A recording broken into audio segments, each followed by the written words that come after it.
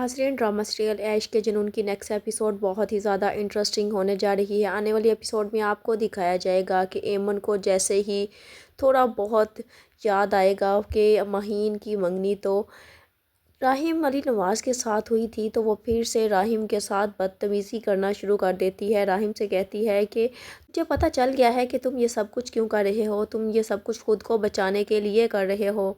तुमने पहले महीन जैसी मासूम लड़की को धोखा दिया और फिर तुमने मुझे मारने की कोशिश की, और जब तुम अपने उस प्लान में कामयाब नहीं हुए तो तुमने मुझसे शादी कर ली और अब तुम्हें मुझे मार देना चाहते हो, और इसीलिए तुम ये सब कुछ कर रहे हो। क्योंकि आफिया बेगम जो कि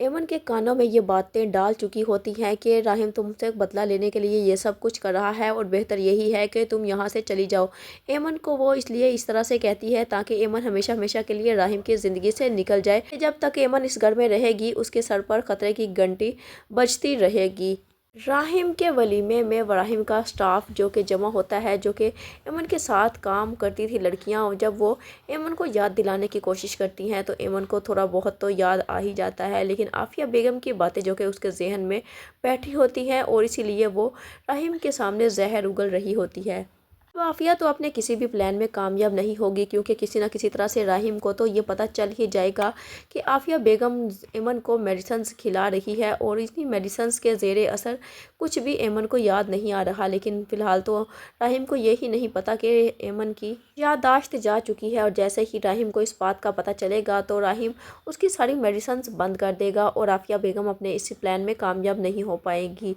अब राहिम को तो एमन से मोहब्बत हो जाएगी और एमन को वो किसी सूरत भी नहीं छोड़ेगा।